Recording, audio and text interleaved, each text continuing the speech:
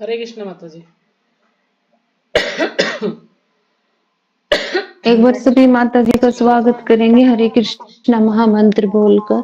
हरे कृष्णा कृष्णा कृष्णा हरे हरे, हरे राम राम राम हरे हरे। हरे कृष्णा माता जी, दंडवत प्रणाम। आज हम कर रहे हैं श्रीमद् भगवद गीता यथार्थ रूप। इसमें 18 अध्याय हैं, 700 श्लोक हैं और अभी हम कर रहे हैं अध्याय 18 उपसंहार संन्यास की सिद्धि और श्लोक संख्या आज हम करेंगे 19 से 22 करने का प्रयास करेंगे, बाकी देखते हैं कितने हो पाएंगे। तो कल हमने किया था श्लोक संख्या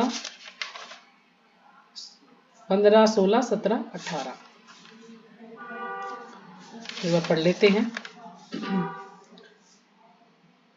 तो श्लोक संख्या 15 में पढ़ा था कि मनुष्य अपने शरीर, मन या वाणी से जो भी उचित या अनुचित कार्य करता है वह इन 5 कारणों के फलस्वरूप होता है। कि हमने 5 कारण पढ़े थे ना, उनके अनुसार ही सारे कार्य होते हैं। 16वां, अतएव जो इन 5 कारणों को न मानकर माता अपने जी आपकी वॉइस ब्रेक हो रही है। अच्छा जी माता जी, नेट नहीं है, आज फोन से चलाया है इसको। अतएव जो इन 5 कारणों को न मानकर, अभी भी ब्रेक हो रही है माता जी? जी माता जी, अभी तो थोड़ी ठीक है, अभी बोलो फिर बताती हूँ। 5 कारणों को न मानकर अपने आप को ही एकमात्र कर्ता मानता है, वह निश्चय ही बहुत बुद्धिमान नहीं होता और वस्तुओं को सही माप में, सही रूप में नहीं देख सकता। 17वां श्लोक था, जो मिथ्या अहंकार से प्रेरित नहीं है, जिसकी बुद्धि बंधी नहीं है, वह इस संसार में मनुष्यों को मारता हुआ भी नहीं मारता, न ही वह अपने कर्मों से बंधा होता है। अगला श्लोक 18वां, ज्ञान, ज्ञेय तथा ज्ञाता ये तीनों कर्म को प्रेरणा देने वाले कारण हैं। तो प्रेरणा, हमें कोई भी कार्य करते हैं तो कहीं ना कहीं से तो हम प्रेरणा लेते हैं ना, कि प्रेरणा कहाँ से? प्रेरणा मतलब उसके बारे में हरे हमारा कृष्ण उत्साह माता बढ़ जी। जाता है। माता जी माता जी, ब्रेक हो रही है आपकी वॉइस। आपकी थोड़ा ये, आप या तो फोटो बंद कर लो, आपकी कैमरा। वीडियो ऑफ करके देखो माता जी। ठीक है। तो ज्ञान, ज्ञेय तथा ज्ञाता ये तीनों कर्म को प्रेरणा देने वाले कारण हैं। जो 3 कारण हैं, इनसे क्या है? प्रेरणा, हमें प्रेरणा मिलती है कोई भी कार्य करने की, यानी उत्साह बढ़ता है ना। हम दृढ़ होते हैं, हमें भी ये कार्य करना है। अगर वो व्यक्ति काम कर रहा है, मान लीजिए कोई डॉक्टर बन गया, कोई इंजीनियर बन गया, तो हम भी सोचते हैं कि हम भी ये कार्य करेंगे, है ना। हम पहले सोचते हैं मन में, फिर अनुभव करते हैं, उसके बाद फिर वो क्रिया करते हैं। तो पहले क्या होता है? पहले हमें प्रेरणा मिलती है इन तीनों कार्यों से, कि ज्ञान, ज्ञेय और ज्ञाता। तो ज्ञान तो ज्ञान है ही, किसके बारे में ज्ञान? जो भी हमें चाहिए। मान लीजिए एक गिलास है, तो गिलास क्या है? ज्ञेय है, विषय है, यानी जानने योग्य, यानी हम क्या जानना चाहते हैं। तो जो ज्ञेय है वो क्या हो गया? जानने योग्य, यानी इसको हम विषय कह सकते हैं, विषय है वो। तो विषय क्या है? हमारा गिलास है भाई, हमारे हाथ में गिलास है। तो इस गिलास को, वो गिलास किससे बना है, कैसे बना है, कितना उसमें सामान लगा है, वो सब क्या है? ज्ञान। उसके बारे में ज्ञान लेना है भाई, हमने कैसे बनाया ये गिलास। ठीक है। फिर है ज्ञाता, और जानना कौन चाह रहा है, कौन कर रहा है ये? हम, आत्मा। तो आत्मा ही तो जान रही है ना कि ये गिलास कैसे बना है। तो इस प्रकार से जो 3 चीजें हैं, ज्ञान, ज्ञेय और ज्ञाता। तो ज्ञेय को आप विषय समझ सकते हैं, और ज्ञान तो किसी, कोई भी विषय है, कोई भी चीज हमें हासिल करनी है तो उसके बारे में हमें ज्ञान लेना है, और ज्ञाता वो जानने वाला। तो इस प्रकार से जब तीनों कर्म को प्रेरणा देने वाले कारण हैं, इन तीनों के द्वारा कर्म करने की प्रेरणा मिलती है, भाई मुझे ये कार्य करना है। अब फिर आगे कह रहे हैं, इंद्रियां, इंद्रियां क्या है? करण।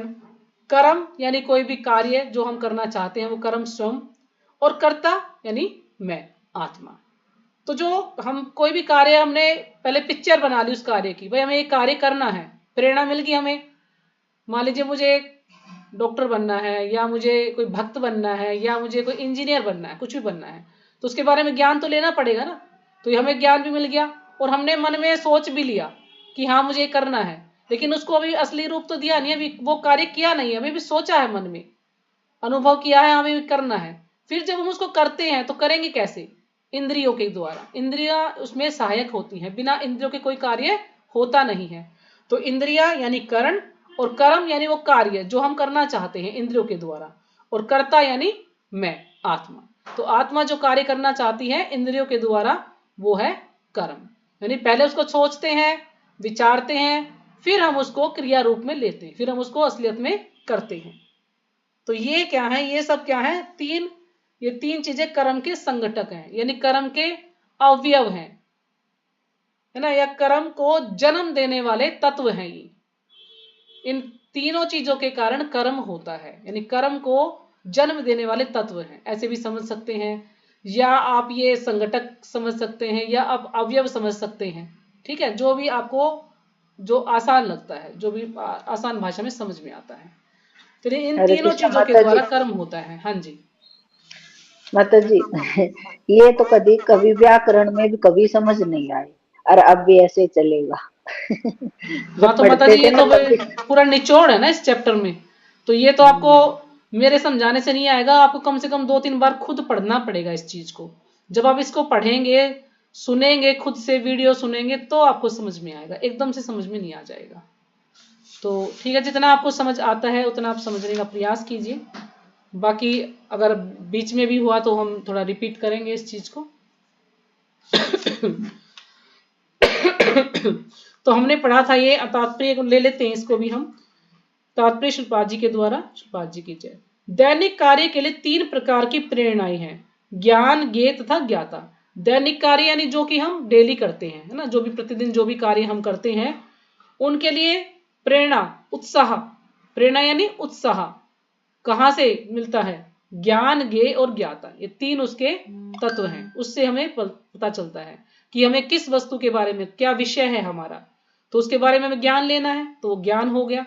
और फिर ज्ञाता यानी मैं ये ज्ञान लेना चाहता हूं। तो ये ज्ञान हमें कहां से मिलता है? शास्त्रों से। यानी किसी भी चीज के बारे में ज्ञान, यदि शास्त्रों का ज्ञान, या वही जैसे हमने उदाहरण लिया, डॉक्टर बनना है, इंजीनियर बनना है, टीचर बनना है, तो उसका ज्ञान हमें कहीं ना कहीं से लेना पड़ेगा ना। कोई किताबें होंगी उनसे लेंगे, या किसी व्यक्ति से लेंगे, तो वो ज्ञान है कि किसके बारे में हमें ज्ञान लेना है।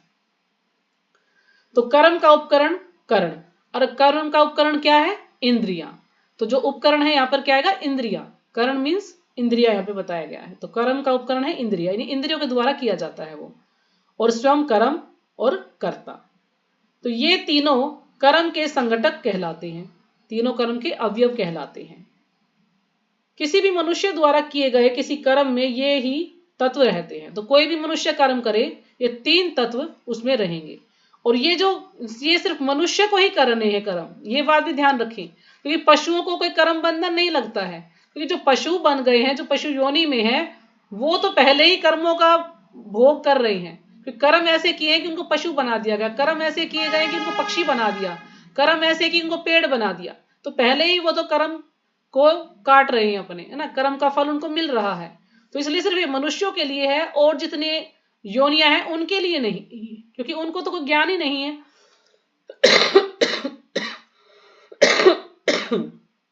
हरे कृष्णा माता जी, जो मान ले कोई भी पशु है, पक्षी है, कई तो इतने ऐसा आराम में रहते हैं, और कई मान ले गाय भी देखते हैं, कुत्ते बिल्ली, वो बेचारे कई तो पिटते कुत्ते रहते हैं, और कई इतने ऐसा आराम से, तो उनमें भी उनके जो पीछे कर्म किए थे उन्हीं का वो होता है। कर्म का ही खेल है माता जी सारा ना, कर्म के बिना कुछ नहीं मिलता। वो कहते हैं ना तो कर्म से, किस्मत से ज्यादा किसी को मिलता है, ना समय से पहले कुछ मिलता है।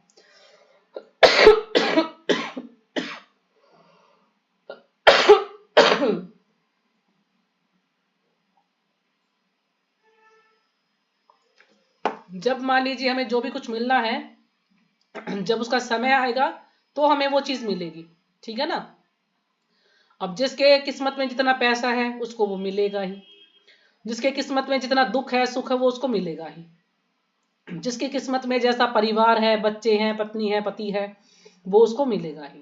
जैसे जैसे समय आएगा तो हर चीज उसको मिलेगी अपने कर्मों के अनुसार, ना तो उससे ज्यादा मिलेगा और ना उसको समय से पहले कुछ मिलेगा। जैसे इसमें कई बार उदाहरण देते हैं कि मान लीजिए किसी की शादी हुई है नई नई, अब पत्नी चाहे कि उसको जल्दी से संतान की प्राप्ति हो जाए, लेकिन ऐसे नहीं होता, उसको 9 महीने इंतजार करना पड़ता है, उसके बाद जाके उसको बच्चा होता है। तो इसी प्रकार से अगर हम चाहें कि हम तो, अब मान लीजिए हम कुछ भी बनना चाहते हैं, इंजीनियर बनना चाहते हैं, तो मैंने अब ये पढ़ाई कर तो ली, अब जल्दी से इंजीनियर बन जाता हूं मैं, क्यों नहीं बन रहा? तो उसके लिए समय, यानी उसको पढ़ाई तो और ज्यादा पढ़ाई करनी पड़ेगी, और पढ़ाई करने के बाद भी कुछ टेस्ट उसको क्लियर करने पड़ेंगे, और उसके बाद भी समय बताएगा कि उसका वो इंजीनियर बन पाएगा कि नहीं बन पाएगा।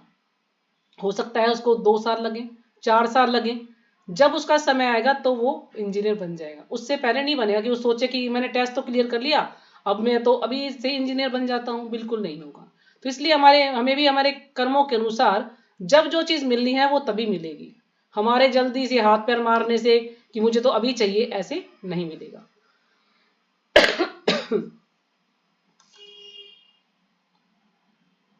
तो कर्म करने के पूर्व कुछ ना कुछ प्रेरणा होती है ना? जब भी हम कोई कर्म करते हैं तो उससे पहले कुछ ना कुछ प्रेरणा होती है, यानी कुछ ना कुछ हमारे मन में ऐसा आता है ना कि हाँ ये कार्य ऐसे नहीं ऐसे कर लूं, या मैं एक कार्य कर लूं, है ना? जैसे हम अपने काम के बारे में सोचते हैं कई बार कि नहीं पहले मैं सफाई कर लेती हूँ, फिर बाद में जब कर लूं, या पहले जब कर लूं फिर सफाई करूं, फिर मुझे वहां जाना है। इस प्रकार से सारा दिन कुछ ना कुछ दिमाग में चलता रहता है।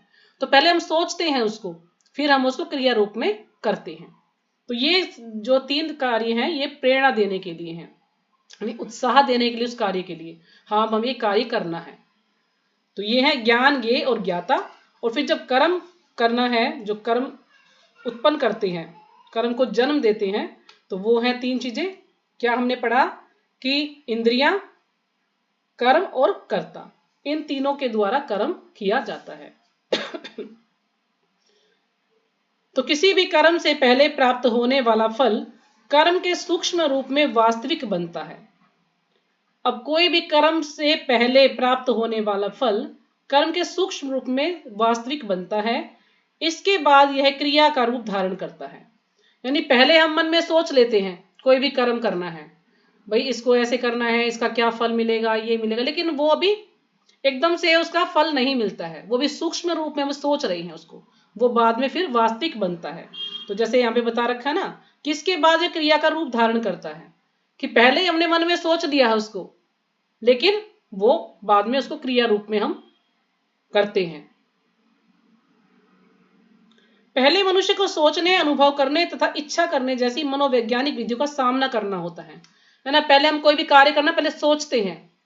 मान लीजिए हम सुबह हमें कुछ खाना बनाना है, तो हम सुबह सोचते हैं ना, भाई उसको इतने बजे जाना है, तो मैं सुबह ये सब्जी बना दूं या ये बना दूं, इतने टाइम पे मुझे बनाना है। तो हम सोचते हैं कि हाँ ये बनाऊंगी तो उसमें समय ज्यादा लगेगा, ये करूंगी तो उसमें समय कम लगेगा। इस प्रकार से सोच विचारते हैं, और फिर इच्छा होती है हमारी सोचने के बाद, चलो ठीक है मैं यही कर लेती हूँ, ये कार्य कर लेती हूँ पहले, इस प्रकार से सोचते हैं। तो इच्छा करने जैसी मनोवैज्ञानिक विधियों का सामना करना होता है हमें, ये सब हमारे सामने आती है, हमें इनको इनका सामना करना होता है इन चीजों का, जिसे प्रेरणा कहते हैं। और यह प्रेरणा चाहे शास्त्रों से प्राप्त हो या गुरु के उपदेश से, एक सी होती है। अब ये प्रेरणा, हमें कुछ भी कार्य करना है, या जैसे हमने उदाहरण लिया हम कुछ भी बनना चाहते हैं, तो उससे पहले हमें कुछ ना कुछ उससे प्रेरणा तो कहाँ से मिलेगी हमें? या तो हम किसी को देखते हैं, या किसी से इसके बारे में सुनते हैं, या हम किसी किताब में कुछ पढ़ते हैं कि नहीं ऐसे। मान लीजिए किसी को इंग्लिश सीखनी है, तो इंग्लिश सीखने के जैसे आजकल बहुत यूट्यूब पे दिखा रखा है इंग्लिश सीखिए, तो उसके लिए हम सोचते हैं भी इंग्लिश सीखनी है, लेकिन कैसे सीखें? किसी ऐप से सीखें, या किसी पुस्तक से सीखें, या किसी टीचर से सीखें। तो इस प्रकार से हम सोच विचार करते हैं, तो हम चाहे वो पुस्तकों से ज्ञान लें या किसी गुरु से ज्ञान लें, वो एक जैसा ही होता है। जब प्रेरणा होती है और जब कर्ता होता है, तो इंद्रियों की सहायता से, जिनमें मन भी सम्मिलित है और जो समस्त इंद्रियों का केंद्र है, वास्तविक कर्म संपन्न होता है। अब हमें प्रेरणा मिल गई है, उसके बाद फिर कर्ता यानी आत्मा, जीव। और फिर जीव क्या करता है, उसको प्रेरणा तो मिल गई कार्य करने की, लेकिन वो कैसे करेगा? इंद्रियों की सहायता से। और इंद्रियों की सहायता से भी जब करेगा जब मन भी उसमें सम्मिलित होगा। अगर इंद्रियां कार्य कर रही हैं लेकिन मन कहीं और है तो वो कार्य संपूर्ण नहीं होगा। मन का होना बहुत जरूरी है। तो मन भी उसमें सम्मिलित होगा तो समस्त इंद्रियों का केंद्र है। मन क्या है? समस्त इंद्रियों का केंद्र है मन। तो वास्तविक कर्म संपन्न होगा। तो जो भी हम कार्य करना चाहते हैं वो असलियत में पूरा होगा हमारा। किसी कर्म के समस्त संगठनों को कर्म संग्रह कहा जाता है। तो कर्म के जो भी ये संघटक बताए गए हैं, जो भी अवयव बताए गए हैं, ये क्या है? इन सबको मिला के कर्म संग्रह कहा जाता है। इन सबको कर्म संग्रह कहा जाता है, इन तीनों चीजों को। तो अगर आप समझ में नहीं आया है तो आपको मैं वीडियो भेज दूंगी, आप उसको सुनिएगा 2 से 3 बार, तो फिर आपको समझ आ जाएगा। ठीक है, थोड़ा सा ये डिफिकल्ट है। अगला श्लोक पढ़ते हैं 19वां। ज्ञानम कर्म च कर्ता च त्रिधेव गुण भेदतः प्रोच्यते गुण संख्याने यथावच्रणुतान्यपि। तो जो भी पढ़ना चाहे पढ़ सकता है। हरे कृष्णा माता जी, दंडवत प्रणाम। सभी के चरणों में दंडवत प्रणाम। श्रीमद् भगवत गीता यथारूप, इसमें कुल 18 अध्याय 700 श्लोक हैं और हम 18वें अध्याय पे ही हैं और इसमें 78 श्लोक हैं और श्लोक संख्या 19 है आज।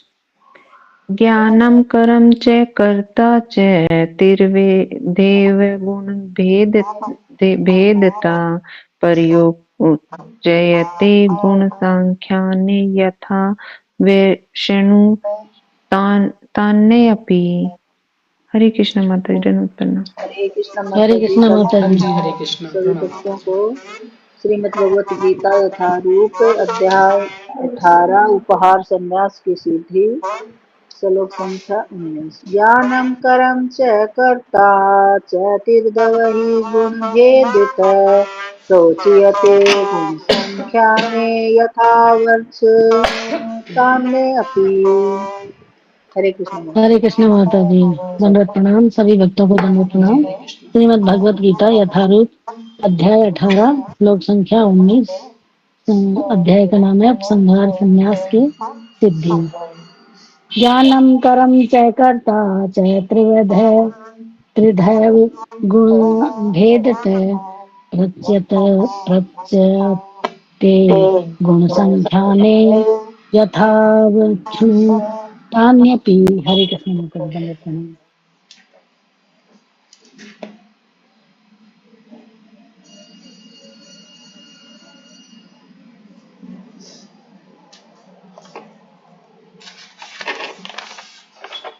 हरे कृष्ण माता जी, मेरी आवाज आई थी? हाँ जी, आई थी माता जी।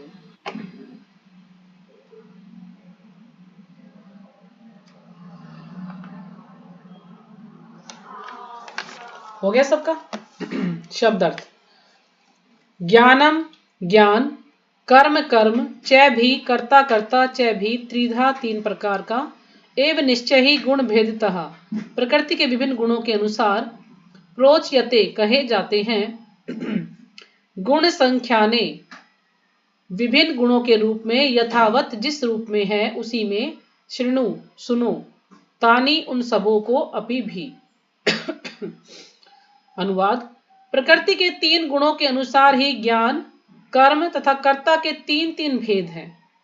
अब यहां भगवान बता रहे हैं अर्जुन को कि प्रकृति के 3 गुणों के अनुसार, प्रकृति के 3 गुण हैं, उनके अनुसार ज्ञान होता है। 3 प्रकार का ज्ञान है, 3 प्रकार के कर्म है और 3 प्रकार का कर्ता है।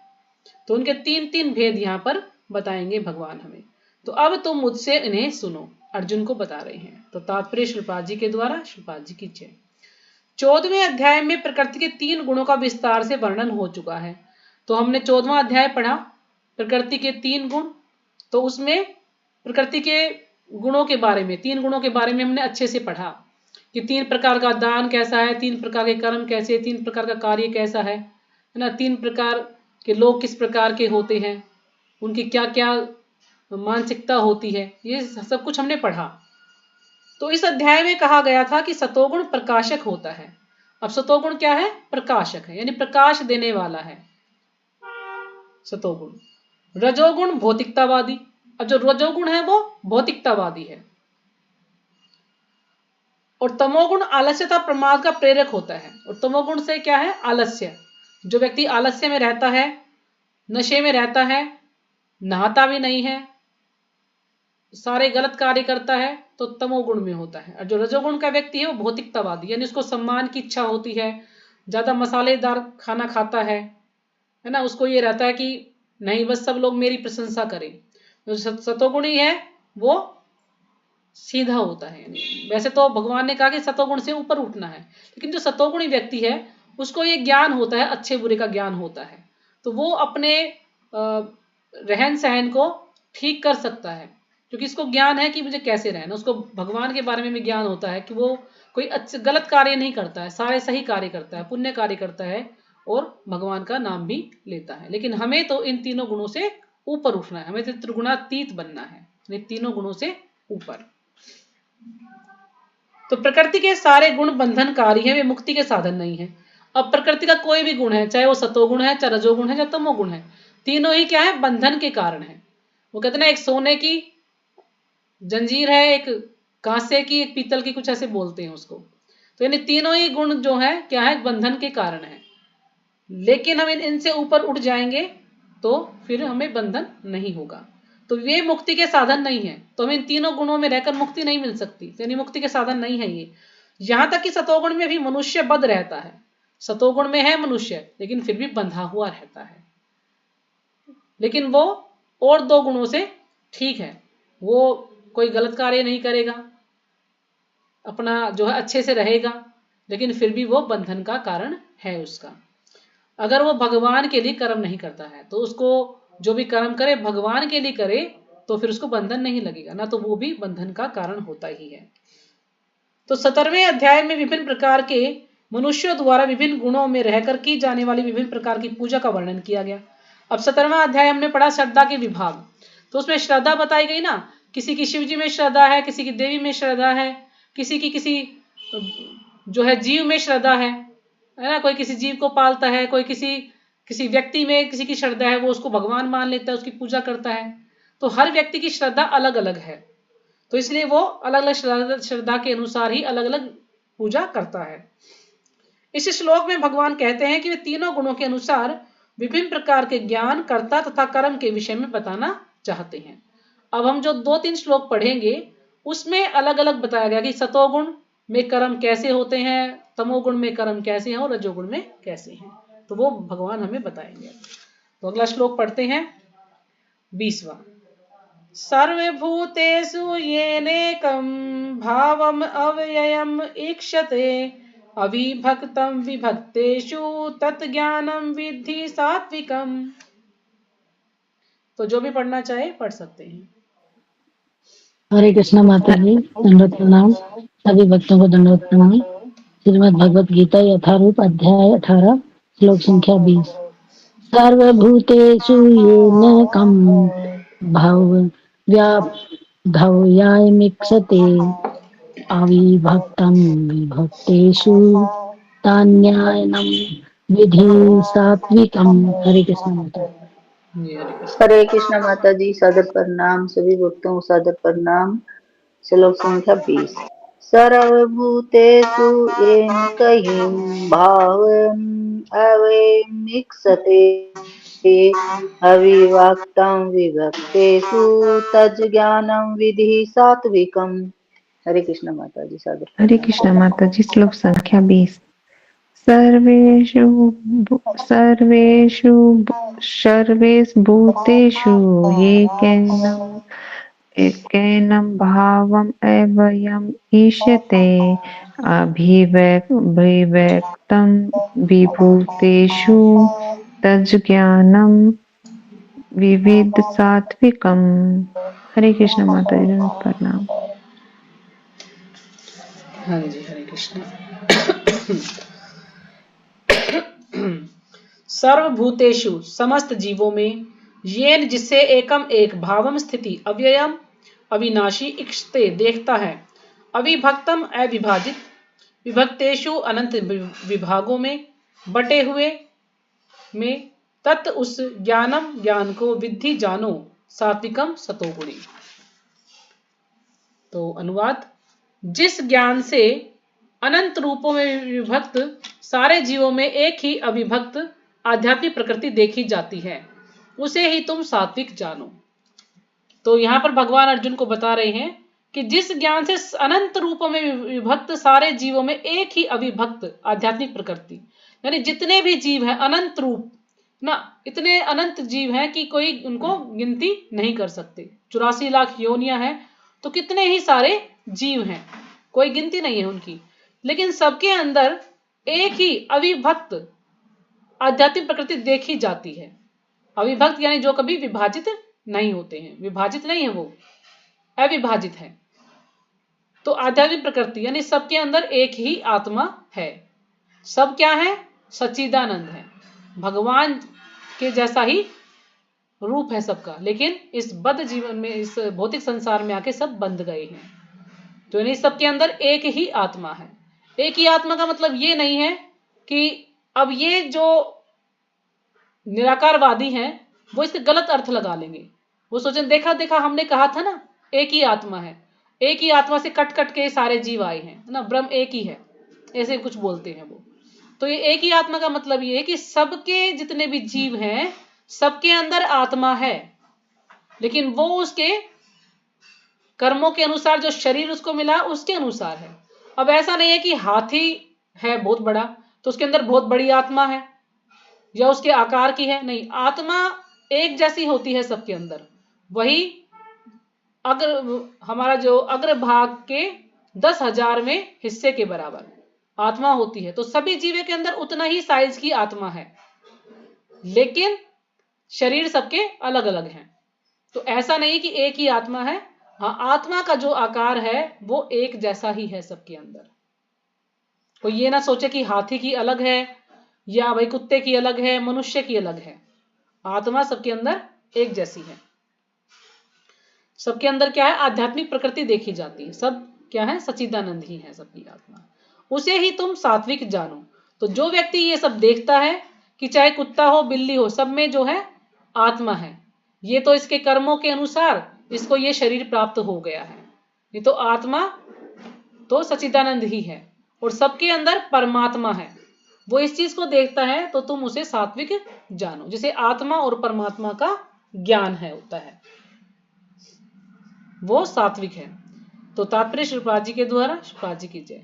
जो व्यक्ति हर जीव में, चाहे वह देवता हो, मनुष्य हो, पशु पक्षी हो या जल जंतु या पौधा हो, एक ही आत्मा को देखता है ना, कोई भी जीव है सबके अंदर क्या है? आत्मा एक जैसी ही है, उसे सात्विक ज्ञान प्राप्त रहता है।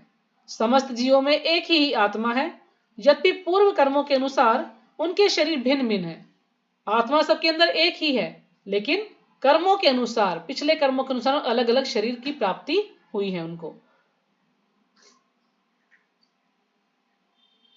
समस्त जीवों में एक ही आत्मा है, यद्यपि पूर्व कर्मों के अनुसार उनके शरीर भिन्न भिन्न है, जैसा कि 7वें अध्याय में वर्णन हुआ है। प्रत्येक शरीर में जीवनी शक्ति की अभिव्यक्ति परमेश्वर की परा प्रकृति के कारण होती है।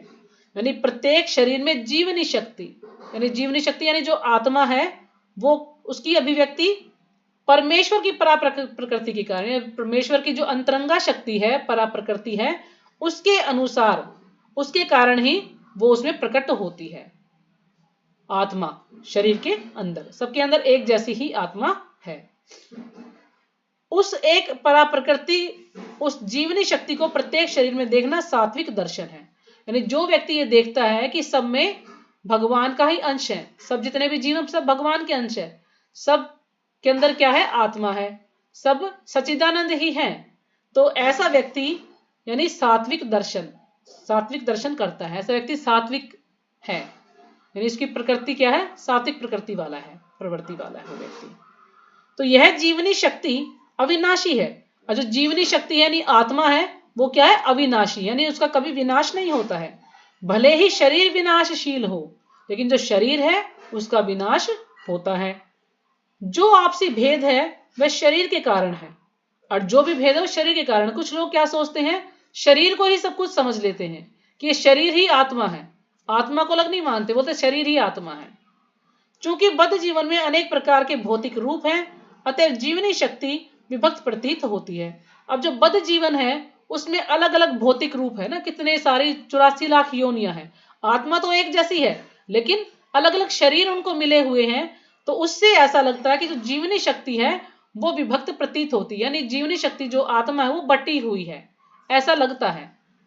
ऐसा निराकार ज्ञान आत्म साक्षात्कार का एक पहलू है।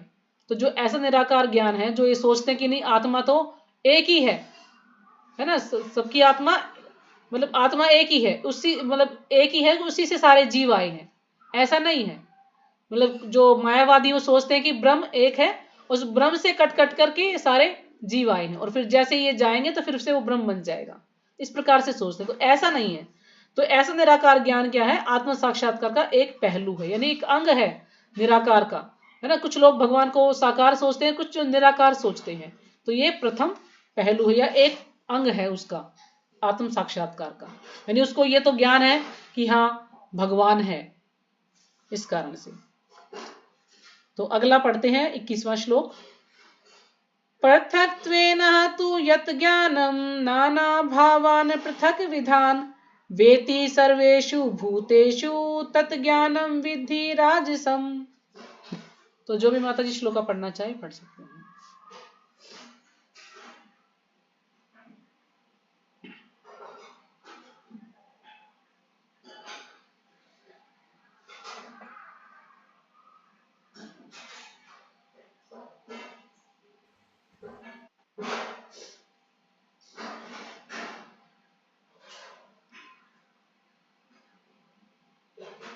कोई नहीं पढ़ रहा? शब्द अर्थ। पृथक्त्वेन हरे विभाजन के कृष्णा कारण। माता जी, श्लोक संख्या 21। पृथक् तत्त्वेनेतु यत् ज्ञानं नाना भावना विधान वेति वेति सर्वेषु भूतेषु तेज ज्ञानम विधि राजसम। हरे कृष्णा माता जी। माता जी आपकी वॉइस ब्रेक हो रही है, अब देखते हैं। अच्छा, पता नहीं माता जी क्यों हो रही है।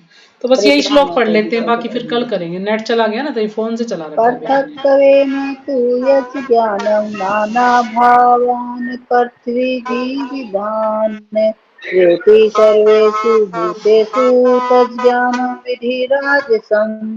हरे कृष्ण माता जी। हाँ जी, हरे कृष्णा। हरे कृष्णा। हाँ जी, हरे कृष्णा पढ़िए। हरे कृष्णा माता जी, धन्यवाद प्रणाम। शायद माता जी के पास आवाज ही नहीं जा रही लगती है। नहीं, हरे आवाज कृष्णा आ माता रही जी, है, मेरी आवाज आ रही है? आ रही है माता जी, आ रही है, आ रही है माता जी, पढ़ो आप। हरे कृष्णा। श्रीमद् भगवद गीता अध्याय 18 श्लोक संख्या 21। त्वेन तु यत् ज्ञानं नानाभावान् पृथक् विधान् वेति सर्वेषु भूतेषु तत् ज्ञानं जी माता जी विद्धि आपकी आवाज है ना ब्रेक हो रही है। राजसम। हरे कृष्णा माता, मेरी भी? नहीं आपकी तो मेरी ठीक है आवाज? गीता माता, आपकी ठीक। हरे कृष्णा माता जी। हाँ जी, पढ़ू। शब्द अर्थ। पृथक्त्वेन विभाजन के कारण, तू लेकिन, यत जो, ज्ञानम ज्ञान। माता जी मैंने तो पढ़ दिया। हरे हरे कृष्णा माता जी, सादर हाँ जी, प्रणाम। मैं पढ़ रही हूँ, मेरी आवाज नहीं आ सभी रही क्या? भक्तों को सादर प्रणाम। अध्याय 18 उपसंहार की सिद्धि।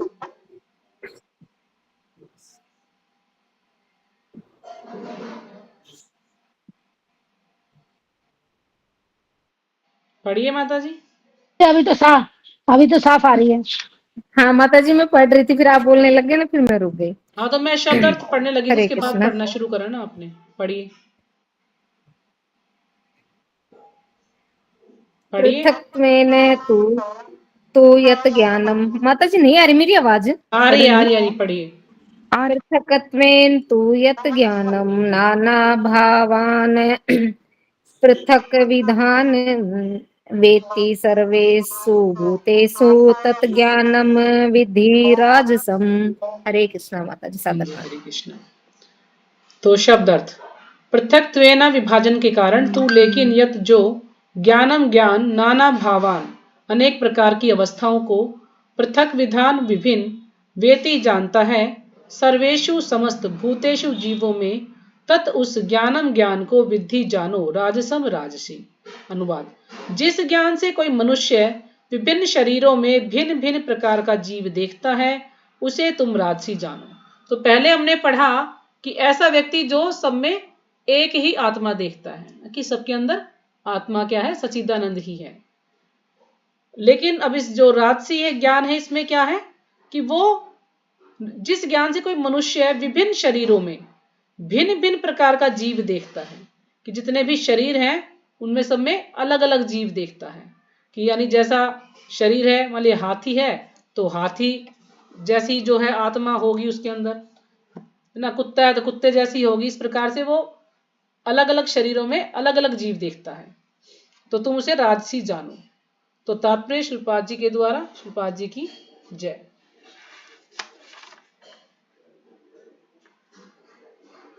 तो ये कुछ ना, इसमें कुछ अलग अलग लोगों का अलग अलग मत है। इसमें जितने भी इसमें बातें बताई गई हैं तो अलग अलग मत है सबका। किसी का कुछ मत है, किसी का कुछ मत है। जैसे कि यह धारणा कि भौतिक शरीर ही जीव है और शरीर के विनष्ट होने पर चेतना भी नष्ट हो जाती है, राजसी ज्ञान है। कि यह धारणा है कि भौतिक शरीर ही क्या है, जीव है। कुछ लोग शरीर को ही आत्मा मान लेते हैं कि शरीर ही आत्मा है, और जब शरीर के विनष्ट होने पर चेतना भी नष्ट हो जाती है, तो ये राजसी ज्ञान है। तो इसको कहा गया है लोकायतिक मत। ये लोकायतिक मत है। कुछ इस प्रकार के इस संस्था वाले लोग हैं तो वो उनका ये मत है, लोकायतिक मत। आगे पढ़ते हैं कि जिस ज्ञान के अनुसार एक शरीर दूसरे शरीर से भिन्न है, क्योंकि उनमें चेतना का विकास भिन्न प्रकार से होता है, अन्यथा चेतना को प्रकट करने वाला पृथक आत्मा न रहे। तो इसमें भी कुछ अलग मत है किसी चीज का। कोई भी मतलब जैन है, जैसे कि बौद्ध है, सबका इसमें अलग अलग मत दे रखा है। अब इसको, इसमें मुझे समझ नहीं आया कि इसमें क्या नाम आएगा, क्योंकि उन्होंने कुछ बताया नहीं प्रभु जी ने। तो इस ज्ञान के अनुसार एक शरीर दूसरे शरीर से भिन्न है, यानी एक शरीर जो है दूसरे से अलग है, क्योंकि उनमें चेतना का विकास भिन्न प्रकार से होता है, क्योंकि उसमें चेतना का विकास अलग होता है, अन्यथा चेतना को प्रकट करने वाला पृथक आत्मा न रहे। नहीं तो फिर जो चेतना को प्रकट करने वाला जो आत्मा है वो नहीं रहेगा। तो ये इसका कुछ अलग होगा। कौन सी, किस चीज का मत है ये? शरीर स्वयं आत्मा है और शरीर से के परे कोई पृथक आत्मा नहीं है। तो ये जो है जैन धर्म वाले जो हैं ये बोलते हैं कि शरीर क्या है, स्वयं आत्मा है और शरीर के परे कोई पृथक आत्मा नहीं है। वो शरीर को ही आत्मा मानते हैं और इससे कहते हैं इससे परे कोई आत्मा है ही नहीं, क्योंकि शरीर स्वयं ही आत्मा है। इस ज्ञान के अनुसार चेतना अस्थाई है। तो चेतना क्या है, वो अस्थाई है, स्थाई नहीं है चेतना। या यह कि पृथक आत्माएं नहीं होती, एक सर्वव्यापी आत्मा है जो ज्ञान से पूर्ण है और यह शरीर क्षणिक अज्ञानता का प्रकाश है। अब एक ऐसा मत है कि एक सर्वव्यापी आत्मा है, आत्मा यानी सब जगह है आत्मा, ठीक है, जो ज्ञान से पूर्ण है और यह शरीर क्षणिक अज्ञानता का प्रकाश है। और जो शरीर है ये क्षणिक अज्ञानता का प्रकाश है, यानी क्षणिक जो अज्ञान है उसका ही प्रकाश है ये शरीर। तो ये क्या है, ये है मायावाद। जो मायावादी है वो इस चीज को बोलते हैं कि एक ही आत्मा है और सब कुछ उसी से आया है, ऐसे कुछ बोलते हैं वो। और जैसे जब ये सारे जीव उधर चले जाएंगे, मुक्ति हो जाएगी, तो फिर वो फिर से ब्रह्म बन जाएगा, ऐसा कुछ बोलते हैं। तो या यह है कि इस शरीर के परे कोई विशेष जीवात्मा या परमात्मा नहीं है।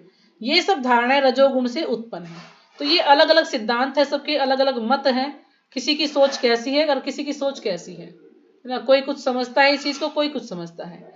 कोई भी सब जो भी भगवान के बारे में जो असली ज्ञान है, जो सही ज्ञान है, उसको कोई भी समझने का प्रयास नहीं करते। उन्होंने अपने अपने मन गढ़ंत जो है तरीके बताए हैं सबने, सबकी अलग अलग। कोई कुछ अंदाजा लगा रहा है, कोई कुछ लगा रहा है, लेकिन जो प्रभुपाद जी ने हमें जो दिया है सिद्धांत, हमें उसी चीज को मानना है कि हम सब जितने भी जीव हैं सब क्या है, सब सच्चिदानंद है, सब आत्मा सबकी एक जैसी है, लेकिन उसको कर्मों के अनुसार शरीर जो है अलग अलग प्राप्त हुआ है। तो शरीर जो है वो 84 लाख योनियां है शरीर की, जैसे हमने पहले पढ़ा था काफी विस्तार से। लेकिन जो आत्मा है वो एक ही है। आत्मा की कोई 84 लाख योनियां नहीं है, और ना ही आत्मा को जन्म होता है और ना ही आत्मा की मृत्यु होती है। जन्म होता है शरीर का। जब सृष्टि की रचना होती है तो शरीर का जन्म होता है, यानी उसके कर्मों के अनुसार उसको शरीर प्राप्त होता है। तो शरीर क्या है, 84 लाख प्रकार के शरीर हैं। तो उसे मनुष्य जो है सिर्फ 4 लाख प्रकार के हैं, तो इसलिए जो मनुष्य है उन्हीं को कर्म बंधन लगता है। जो पशु है उनको कर्म बंधन नहीं लगता है, क्योंकि पशु तो जो पशु योनि में आए हो पहले ही अपने कर्मों के कारण पशु बने हैं, तो उनको कोई कर्म बंधन नहीं लगेगा। लेकिन मनुष्य को इतना ज्ञान है, उसको इतनी बुद्धि दी है भगवान ने, तो उसको कर्म बंधन लगेगा। उस कर्म बंधन के कर्मों के अनुसार ही उसको अगला शरीर प्राप्त होगा। तो इसको हम यहीं पे विराम करते हैं। आवाज आप कह रहे हैं ब्रेक हो रही है, तो अगला श्लोक हम कल ले लेंगे फिर, ठीक है जी माता जी। जी। एक बार सभी माता जी का धन्यवाद करेंगे हरे कृष्णा महामंत्र बोलकर। हरे कृष्णा